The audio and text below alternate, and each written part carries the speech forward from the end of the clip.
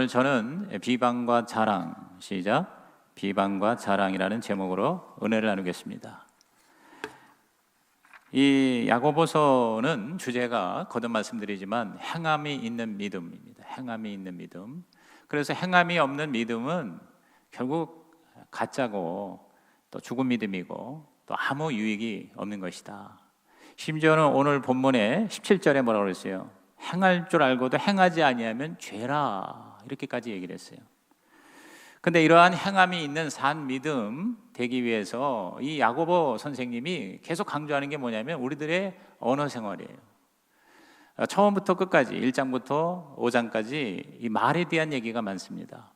특별히 오늘은 비방하고 자랑하는 거. 비방이라는 건 다른 사람에 대해서 안 좋게 얘기하는 거고, 자랑은 자기 자신에 대해서 지나치게 교만하게 표현하는 것이 자랑이겠죠. 이게 서로 연결성이 있는 것 같아요.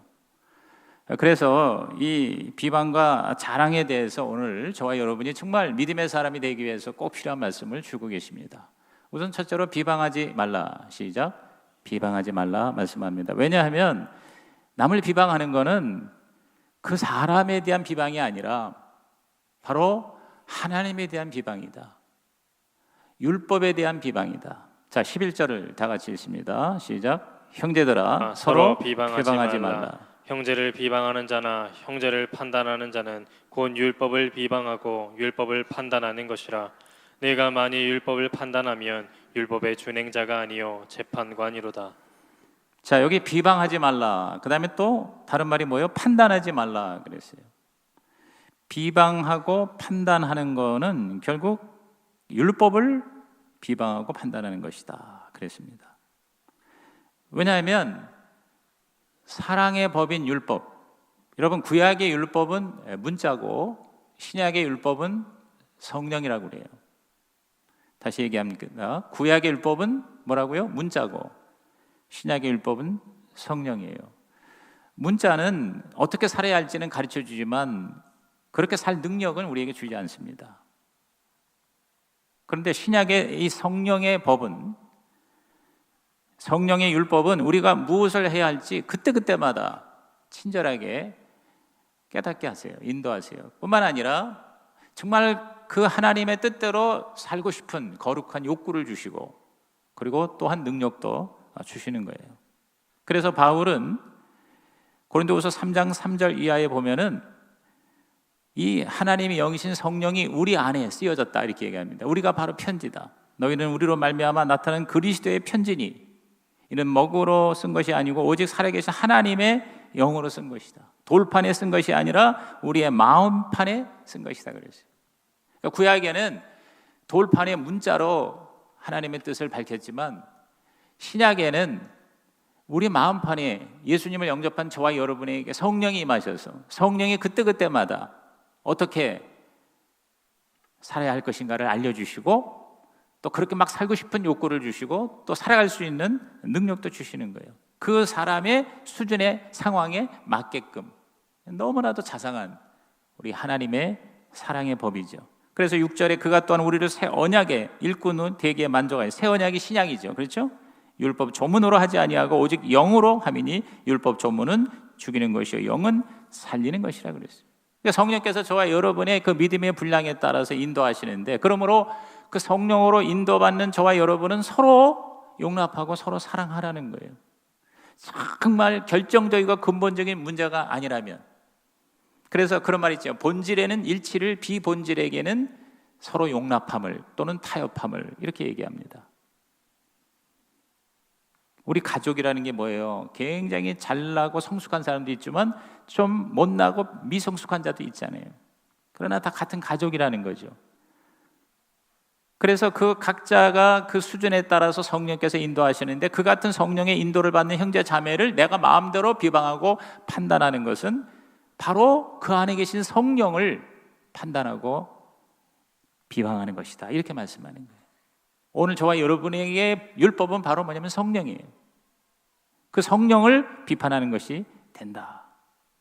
그래서 로마서 14장 3절에 다 같이 읽어볼까요? 먹는 자는 먹지 않는 자를 없이 여기지 말고 먹지 않는 자는 먹는 자를 비판하지 말라. 이는 하나님이 그를 봐주셨습니다. 자, 옛날에 고대에는 우사에게 드려진 제물이 시장에 나와서 이제 고기로 음식으로 판매가 되는데 그 우상에게 드려진 그 제물을 먹는 거는 깨림직하잖아요.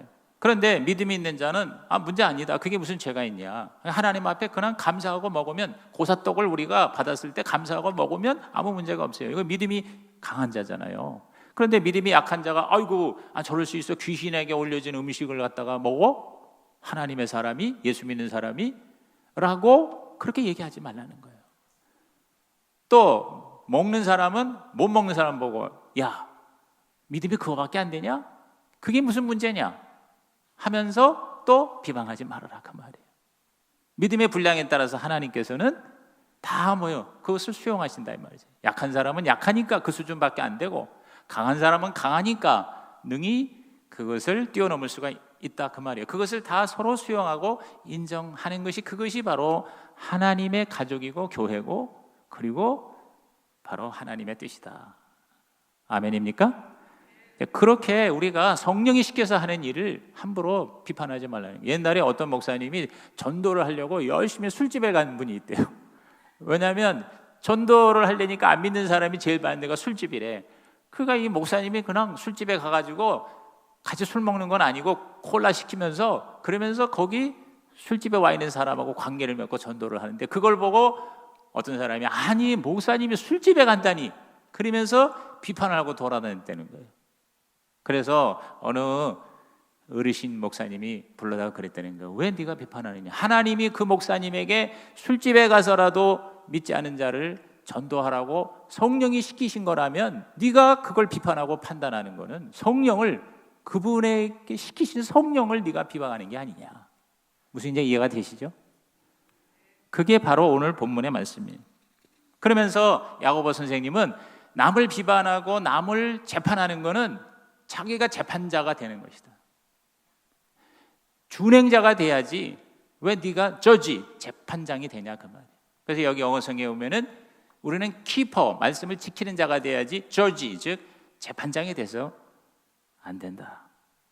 여러분께서 하나님이 우리에게 무슨 법을 주셨는데 내가 그걸 지키라고 주셨는데 내가 지키면 그만이지 남이 그걸 지키는지 안 지키는지 점검을 할 필요는 없다는 거죠. 아주 간단 명료합니다. 어떤 사람이 칭찬을 듣든 꾸중을 듣든 그건 그 사람의 문제지 왜 우리가 그걸 관여하냐 이 말이에요.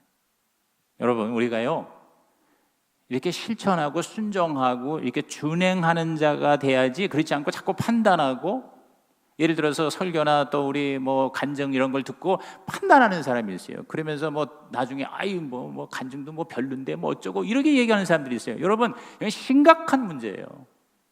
왜? 그것이 자기도 모르게 버릇이 되는 거예요. 버릇이 습관이 되는 거예요. 사도 바울은 남의 종은 그 종의 주인이 알아서 판단할 것이니 이러고 저러고 얘기하지 말아라 그래요. 여러분 그런 얘기 여러분 듣죠? 주의 종을 함부로 판단하거나 비판하지 말아라. 그러지 않으면 하나님한테 나중에 거기에 대한 보응을 받을 것이다. 이런 얘기 들었어요? 안 들었어요?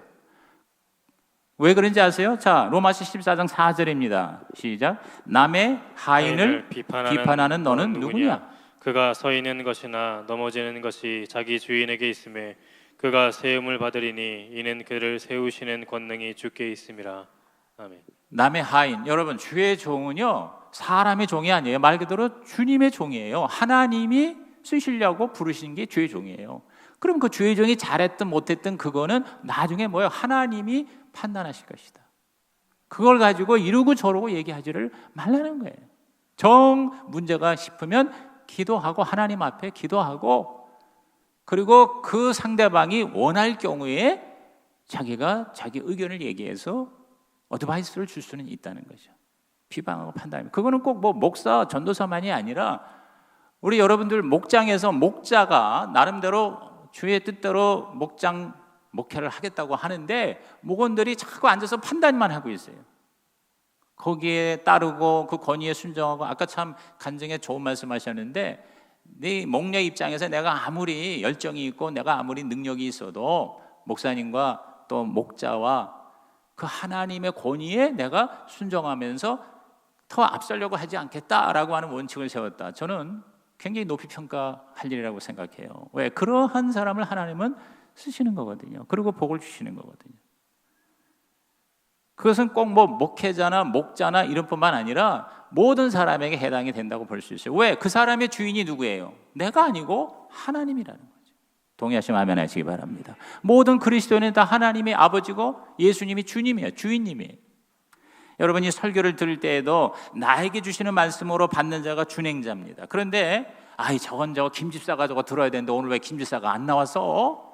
이건 뭡니까? 이건 준행자가 아니라 이건 뭐예요? 바로 재판관이 되는 거예요. 여러분이 진짜 은혜를 받기 원하십니까? 그러면 여러분은 판단하는 자, 재판자가 되지 말고 바로 준행자가 되시기를 바랍니다. 그래서 제일 은혜를 받는다는 게 뭐냐면 오늘 설교는 나를 위한 설교야. 다른 사람은 신경 쓸 거 없어.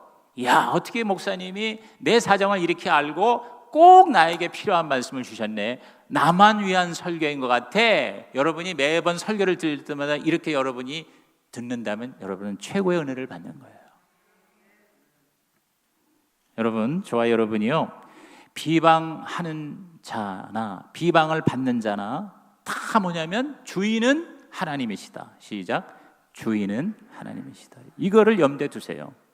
그러면 우리가 남을 함부로 내가 판단할 때 현찮게 느껴져도 비방하고 판단할 일도 아니고, 또 혹시나 억울하게 내가 누구한테 비방을 받더라도 그렇게 열받을 일도 없는 거예요. 왜?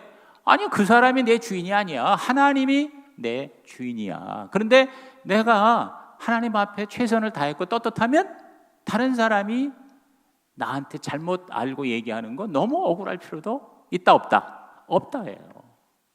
아멘입니까? 우리가 그렇게만 살면 우리 개인도 행복하고 그리고 공동체도 여러분 하나님의 은혜가 넘치는 거예요. 저는 아까 1부 때는 마지막에 내가 얘기했는데요, 제가 이 설교를 준비하면서 기도하면서 무슨 마음을 하나님이 자꾸 주시냐면 우리 성시교회가 정말 부흥하려면 비방이 없어져야 된다는 거예요. 판단이 없어져야 된다는 거예요. 자꾸 만나서 이렇게 어쩌고 얘기하지 말고 그 입술을 가지고 더 기도의 자리에 나와서 하나님 앞에 기도하고 그 입술을 가지고 믿지 않은 사람을 만나서 그들에게 예수님을 자랑하고 복음을 전하는 그 입술이 돼야 이 교회가 하나님의 부흥을 경험할 것이다. 그렇습니다. 야고보서 4장 12절에 뭡니까? 입법자와 재판관은 오직 한 분이시니 능히 구원하기도 하시고 멸하기도 하시느니라. 너는 누구이기에 이웃을 판단하느냐. 여러분, 하나님이 법을 주셨고 하나님이 법을 집행하시고 하나님은 구원도 하시지만 심판도 하시다. 이 멸한다는 게 뭐냐면 바로 심판자가 되신다는 것입니다. 여러분, 하나님이 가장 싫어하는 게 뭡니까? 우상 숭배입니다. 우상 숭배라는 게 뭡니까? 하나님이 아닌 다른 것을 섬기는 게 우상이죠. 그렇죠? 그럼 하나님 아닌 다른 것을 섬기는데 가장 심각한 게 뭐냐면 자기가 스스로 하나님이 되는 것입니다. 자기가 하나님이 되는 건 최고의 우상이에요. 그래서 하나님이 가장 싫어하시고 미워하시는 게 그게 자기 의예요. 자기가 하나님이에요. 남을 비방하고 남을 판단한다는 게 뭡니까? 바로 내가 하나님이 되는 거예요. 자기도 모르는 사이에. 여러분, 이거 굉장히 무서운 거예요. 그래서 여기에 그렇게까지 심각하게 얘기하는 거예요. 바로 죄다, 그렇게 얘기했어요. 오늘 저와 여러분이 남을 비방하고 남을 판단하는 것을 십자가에 못 박는 이번 한 주가 되시기를 주님의 이름으로 축복합니다. 축복합니다. 여러분, 이렇게 남을 판단하고 남을 비방하는 사람일수록 특징이 뭡니까? 자기를 자랑합니다. 나는 괜찮다 이거지. 근데 자기도 모르게 그렇게 되는 거예요. 왜? 다른 사람을 교만하게 판단하다 보니 나는 안 그래. 이게 바로 두 번째의 섹션이에요. 허탄한 자랑을 하지 말아라. 두 번째, 자랑하지 말라. 시작. 자랑하지 말라. 왜 그렇습니까? 여러분, 우리는요, 우리 능력에 다 뭐냐면 연약한 인간이에요. 한계가 있어요. 인간은요, 제가 결론부터 얘기할게요. 제가 갈수록 무슨 결론을 내리냐면 인간은 다 약하고 인간은 다 악하다는 거예요. 인간은 약하고 악해요. 그러니까 인간을 보고 실망할 필요도 없고 인간을 의지하지 말아야 돼요. 저도 목회를 하면서 사람을 의지했다가 세상 말로 피본 경우가 한두 번이 아니에요. 사람 의지하지 말라는 거예요. 그렇게 믿었던 사람이 그렇게 배반할 수가 없는 거예요. 인간은 그래요. 인간은 그래요. 인간은 약해요. 인간은 악해요. 지금 돌아가는 상황 보세요. 이 지금 정치, 경제 모든 이 세상이 돌아가는 걸 보세요. 얼마나 인간은 악하고 또 얼마나 인간은 약합니까? 그러니 내가 자기 자신에 대한 판단도 약해요. 자기도 제대로 판단을 못하는 사람이 어떻게 다른 사람을 심판할 수가 있겠냐는 거예요. 이른바 객관적으로 보는 능력이 우리에게는 여러분 한계가 있어요. 모자랍니다. 요새 그 메타인지라는 새로운 단어가 있어요. 조금 좀 독서를 하고 공부하는 사람들은 이 메타인지라는 말을 들어봤을 거예요. 메타인지가 뭐냐면요, 자기 자신을 정확하게 아는 거예요. 객관적으로 아는 거예요. 자기 생각에 자기가 아니라 정말 보통 이제 그 조하리 창문이라는 게 있잖아요. 심리학에 그런 게 있어요. 내가 모르고 남은 알아. 나는 모르는데, 아니 나는 아는데 또 남이 모르는 게 있어. 그 다음에 나도 알고 남도 아는 창문이 있어. 그리고 또 한 가지 뭐냐면 나도 모르고 남도 모르는 또 창문이 있어. 그게 이제 신비의 영역인데요. 이렇게 네 가지 창문을 조하리 창문이라고 그래요. 아마 여러분 상식적으로 심리학을 좀 공부한 사람은 잘 아는 얘기입니다. 근데 우리 인간은요, 너무 자기 자신을 모르는 거예요. 메타인지가 약해요, 다. 그러니까 메타인지를 높이는 수밖에 없어요. 우리가 성공하려면. 그러니까 자기를 정확하게 모르고 내가 대단한 건 줄 알고 뛰어들어가는데 왕창 망하는 거죠. 그렇죠? 사업을 이렇게 하면 할 거라고 생각했는데 메타인지가 약한 거예요. 내가 뭘 잘하는지 내가 뭘 못하는지 이걸 모르고 뛰어들어가지고 지금 우리나라에 창업을 하는데 3년 내로 50%가 문을 닫아요. 뭐 치킨집 무슨 집 이렇게 이른바 자영업 하는 사람들이 지금 고충이 뭡니까? 퇴직금 다 털어가지고 시작을 했는데 3년 안에 50%, 그 다음에 5년 안에 90% 이상, 심지어는 지금 요새는 99%랍니다. 99%가 여러분 문을 닫는다는 거예요. 기가 막히는 현실이에요. 여러분 이 교회도요, 요새 교회 옛날같이 개척을 했다고 되는 데가 거의 없어요. 옛날에는 10%였어요. 10%. 제가 이제 이렇게 뭐 교회 성경 연구소 할 때는 10%도 사실 굉장히 적은 프로테이지잖아요. 10개 교회가 개척했는데 끝까지 살아남는 교회가 1개밖에 안 된다는 거예요. 지금은 1%예요. 100개를 개척했는데 1개밖에 교회가 살아남지 못하는데 지금 우리나라에서 평균 4,000개의 교회가 문을 닫습니다. 2,000개가 새로 개척을 합니다. 옛날에는 그게 반대였어요. 옛날에 막 한참 막 복음 전파가 잘 될 때는 1년에 4,000개씩 교회를 개척했어요. 문 닫는 교회가 2,000개였어요. 그러니까 매년 2,000개씩이 늘어났다고. 그래서 교회가 폭발적으로 성장해서 지금 4만 개, 5만 개라는 얘기예요. 근데 지금은 교회가 개척을 잘 안 해요. 왜? 개척하기도 힘들지만 개척해서 성공을 못 하는 거예요. 그러니까 자기는 할 것 같아요. 보니까 뭐 담임 목사도 별로고 내가 나가서 개척을 하면 될 것 같다. 그래가지고 뛰쳐나가서 개척을 하는데 여러분 99%. 그래서 매년 지금 마이너스 2,000개가 교회가 줄어들고 있다는 게 지금 오늘날 우리 한국교회 현실이에요. 그게 뭡니까? 바로 우리는 그렇게 한계가 있는 거예요. 연약한 거예요. 자, 부부끼리도요, 이제 상담을 하러 이제 아내가 와가지고 막 남편이 어쩌고저쩌고 얘기를 하면 그 얘기만 들으면 이 세상에 그런 나쁜 남편이 있을 수가 없어. 또 남편이 와가지고 막 아내가 어쩌고저쩌고 하면 이야, 참 저런 아내가 있을 수가 있냐? 이렇게 막. 근데 솔직히 말하면 그게 뭐냐? 그 사람 얘기예요. 주관적이에요. 객관적으로 정확하게 못 보는 거예요. 능력이 안 되는 거예요. 꼭 그 사람이 뭐 거짓말을 하거나 뭐 나빠서가 아니에요. 각자의 그 함량이 그거밖에 안 되는 거예요. 성격, 체험, 지식, 이해, 세계관 이런 것들이 뭐냐? 그거밖에 안 되는 거예요. 제대로 볼 줄을 몰라요. 나도 남도 제대로 볼 줄 몰라요. 그래서 우리는 실수를 하고, 그래서 우리는 상처를 주고, 그래서 우리는 행복하지가 못한 거예요. 교회에서 특히 그래요. 여러분, 어느 대학의 교수가 강의를 하고 나서는 여러 가지 이제 몇 가지 규칙을 줬어요. 그 중에 뭐냐면 질문할 사람 반드시 오른손 들으세요. 또 희한한 교수님이지 그분도. 오른손을 들라고 그러는데 학생들이 질문할 때 다 오른손을 들었는데 유독 한 학생만 계속 왼손 드는 거예요. 왼손.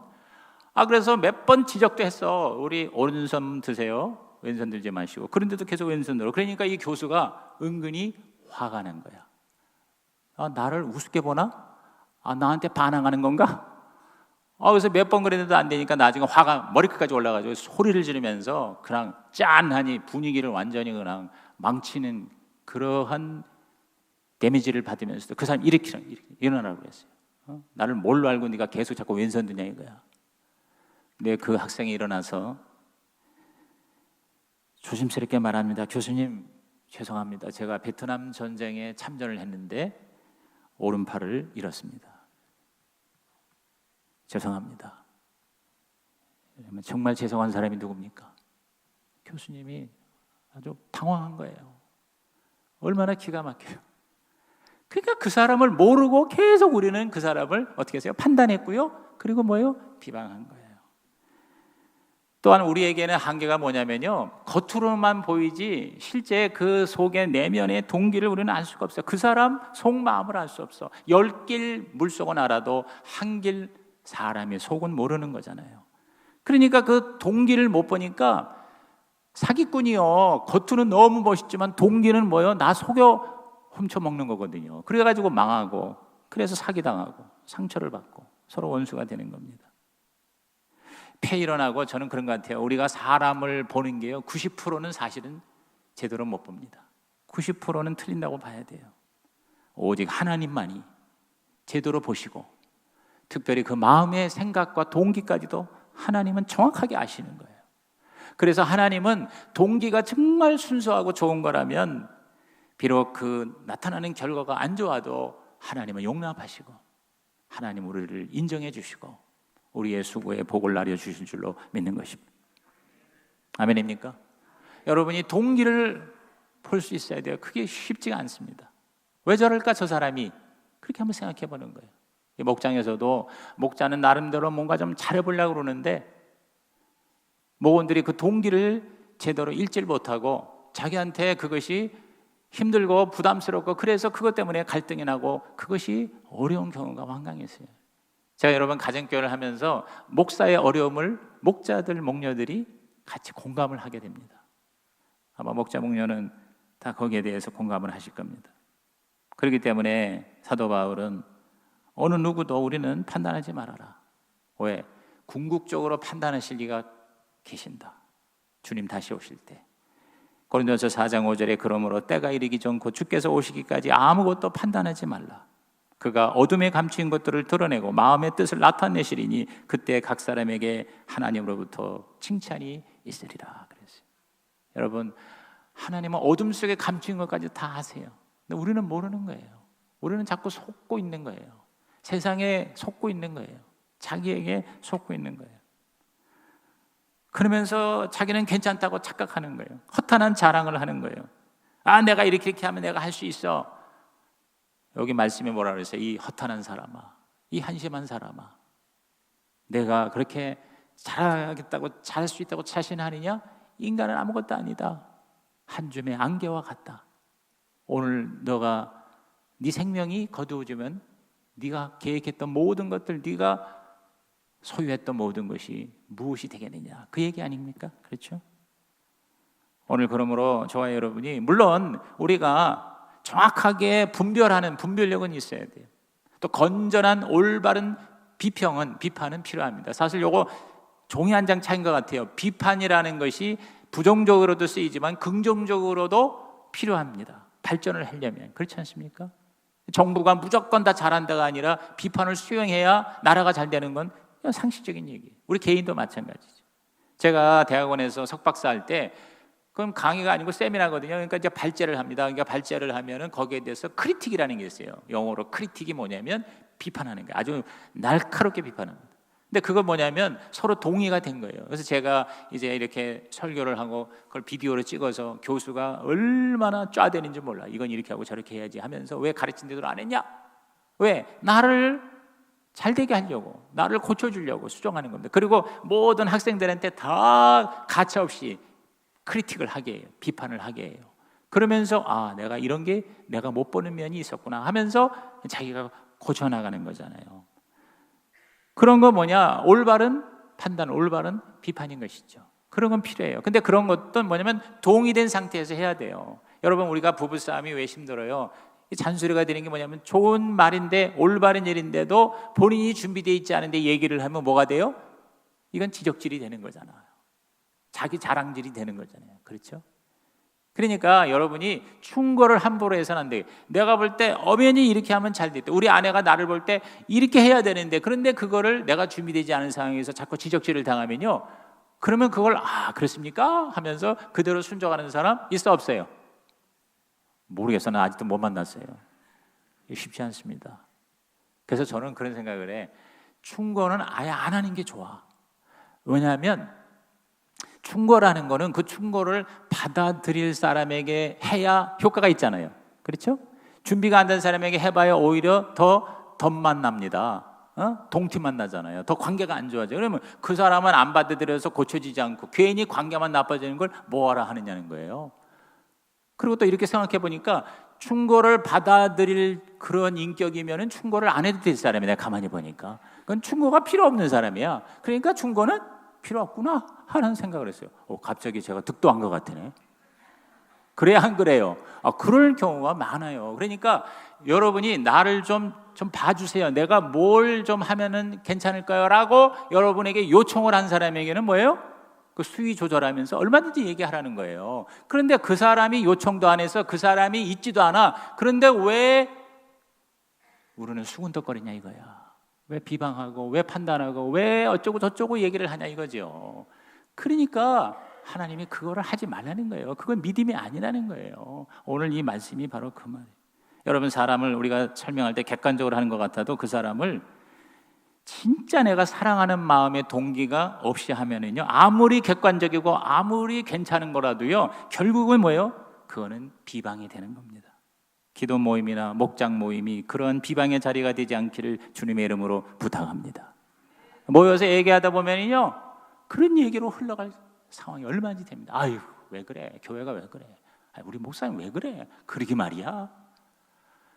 그거는 뭐 저한테 잘하라는 얘기 아니라 본인들과 그 공동체가 너무 많은 손해를 보기 때문에 말씀하는 거예요. 여러분이 목사님을 위해서 기도한다 할 때에도 그런 경우가 있어요. 우리 목사님이 인간적으로 목회하지 않게 우리 기도합시다.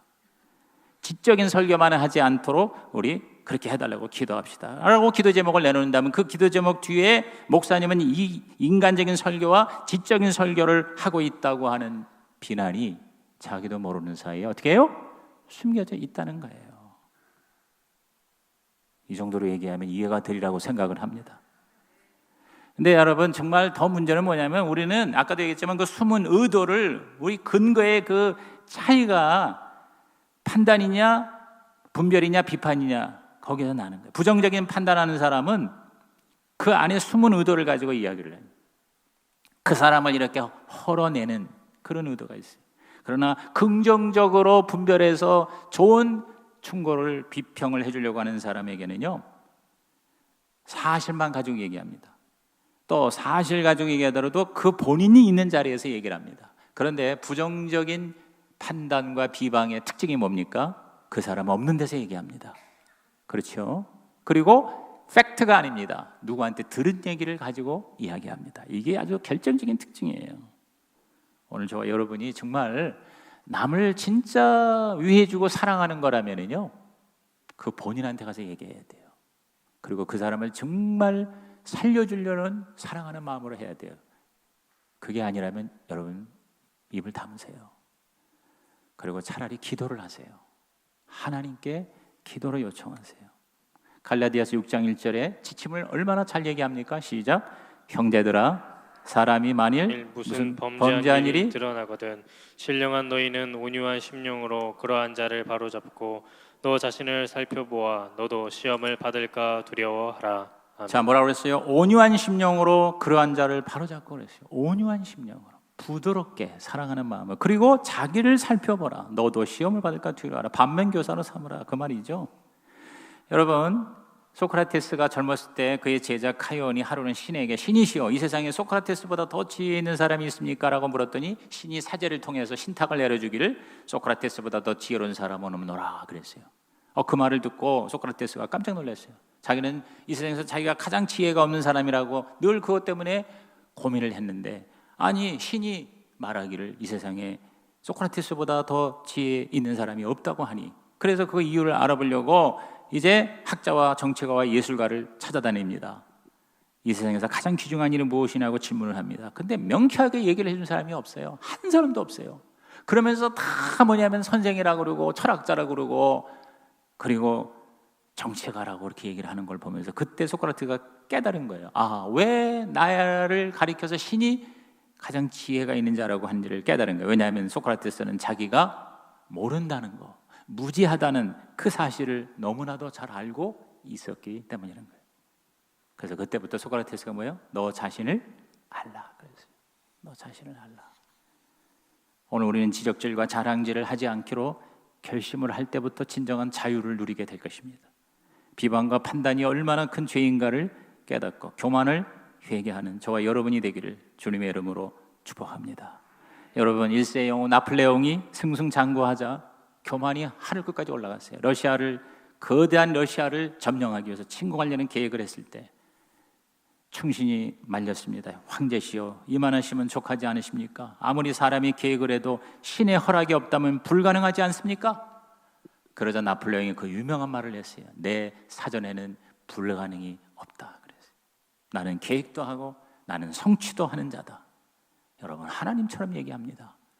우리가 잘 아는 것처럼 그 러시아 원정은 그의 몰락의 서곡이었습니다. 세인트 헬레나 섬에서 비참하게 외롭게 죽어갔습니다. 그때의 예수의 위대성을 얘기한 게 그 유명한 얘기예요. 오늘 저와 여러분은 주의 뜻.